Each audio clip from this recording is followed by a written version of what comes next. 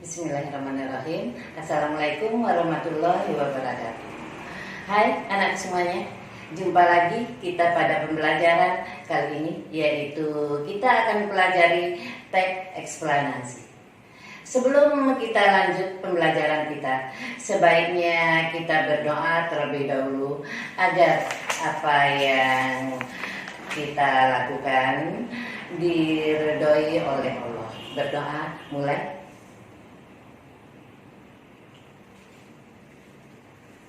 Amin.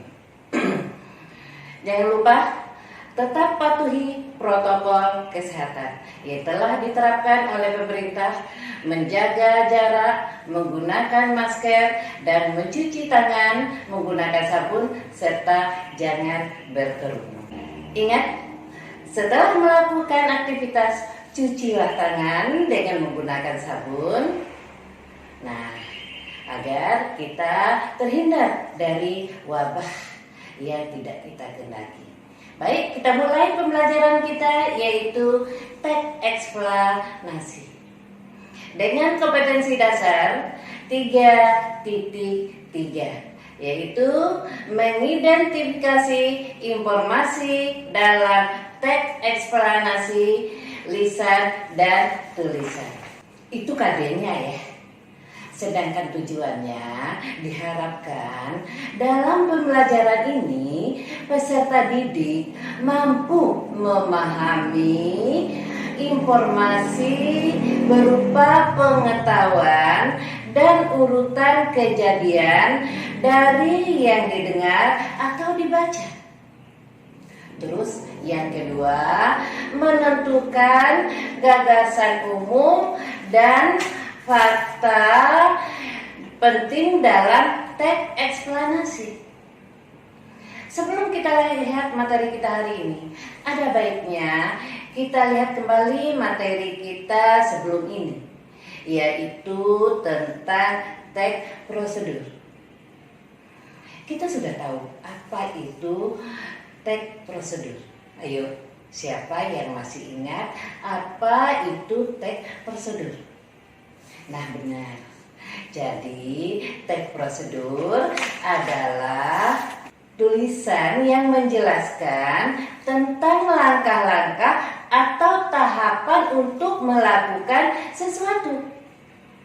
Baik itu kegiatan tertentu ataupun sesuatu yang akan disajikan secara berurutan. Yang tujuannya adalah membantu memahami bagaimana cara melakukan atau membuat sesuatu dengan tepat, atau dengan kata lain untuk memperoleh hasil akhir. Itu materi kita sebelum ini, nak. Nah, untuk kali ini kita akan membahas tentang teks eksplanasi. Kita mulai pengertian teks eksplanasi terlebih dahulu. Teks eksplanasi itu adalah teks atau karangan yang berisi penjelasan lengkap mengenai suatu topik yang berhubungan dengan berbagai fenomena, baik fenomena alam maupun sosial yang terjadi dalam kehidupan sehari-hari. Artinya, teks eksplanasi merupakan sebuah teks yang menjelaskan tentang dua fenomena, yaitu fenomena alam maupun fenomena sosial. Yang dimaksud dengan fenomena di sini yaitu gejala yang dirasakan panca indera dan merupakan sesuatu yang luar biasa. Artinya tidak setiap hari terjadi. Selanjutnya kita masuk ke dalam penjelasan mengenai ciri-ciri teks eksplanasi. Ciri-ciri teks eksplanasi itu ada 4. Itu yang pertama, menjelaskan fenomena.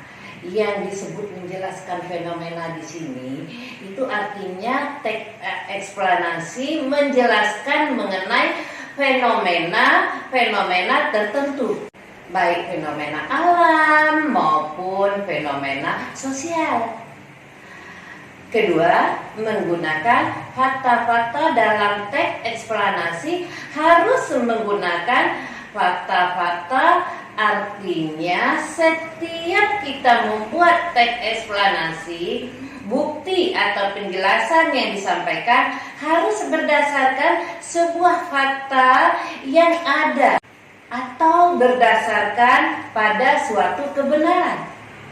Ketiga, fakta-fakta saling berhubungan secara kausalitas atau sebab akibat.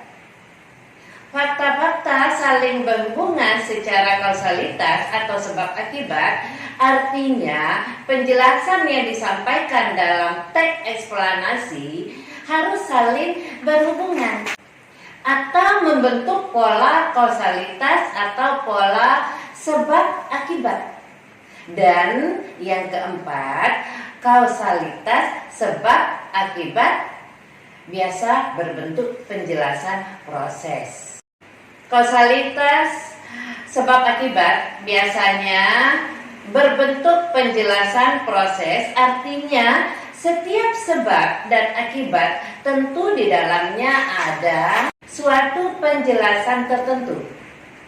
Proses penjelasan tertentu, sebabnya apa, akibatnya apa, terus sebab akibatnya itu juga apa. Nah, itu dijelaskan ketika kita membuat teks eksplanasi sebagai contoh. Coba kita baca teks eksplanasi berikut ini. Ayo kita baca teks eksplanasi berikut ini.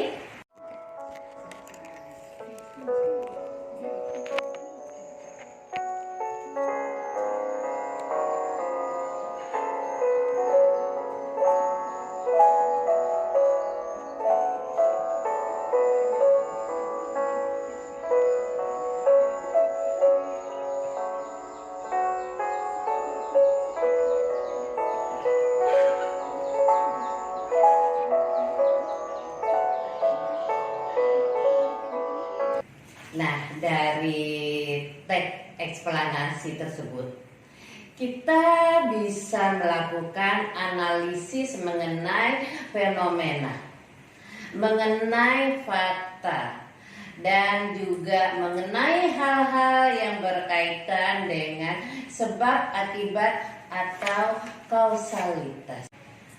Mari kita lakukan analisis sebagai berikut.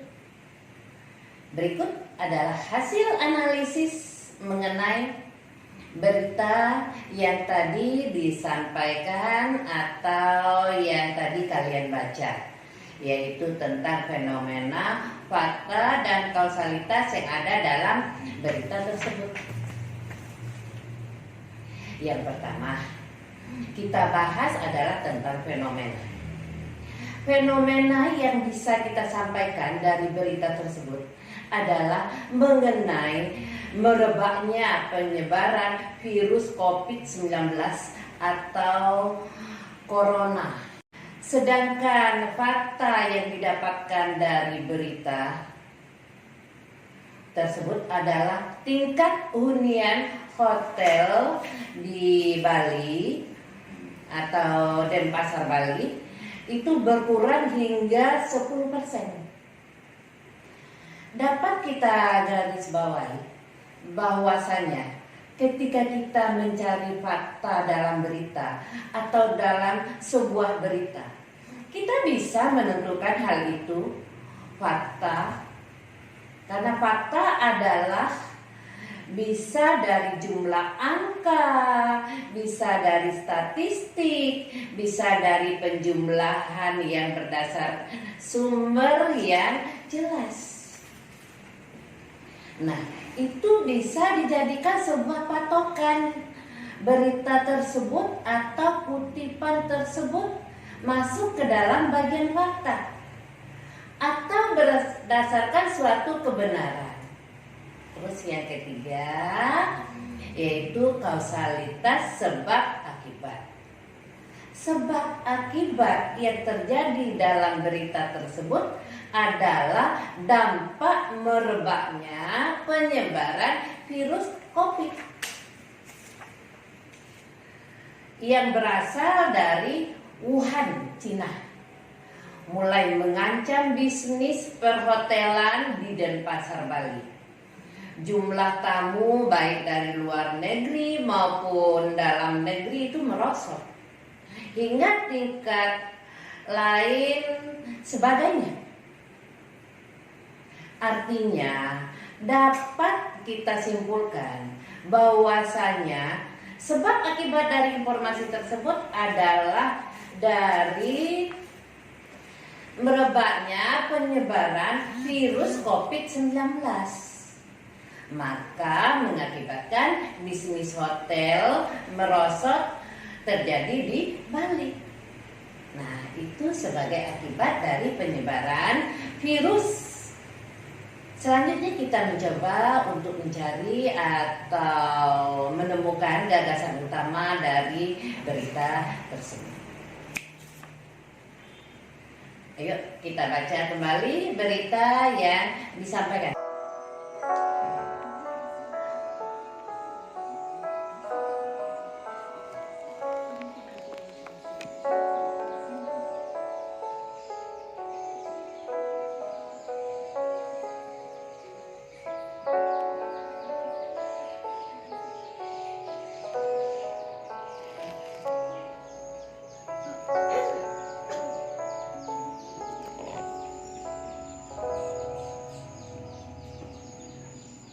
Gagasan utama yang sudah kita dapatkan dari penjelasan di atas, yaitu tentang pengaruh buruknya penyebaran virus COVID-19 terhadap bisnis hotel di Denpasar, Bali. Gagasan utama tersebut berada pada kalimat pertama yang disebut sebagai paragraf deduktif. Kalau gagasan utamanya ada pada kalimat akhir paragraf, itu disebut sebagai induktif. Karena ini berada di depan atau di awal paragraf, gagasan utamanya adalah disebut sebagai paragraf deduktif. Demikian materi kita hari ini. Terima kasih sudah berusaha memperhatikan dan memahami materi yang kita bahas. Jangan lupa kerjakan tugas yang diberikan dengan baik dan jujur dan mengumpulkan tepat waktu. Wassalamualaikum warahmatullahi wabarakatuh.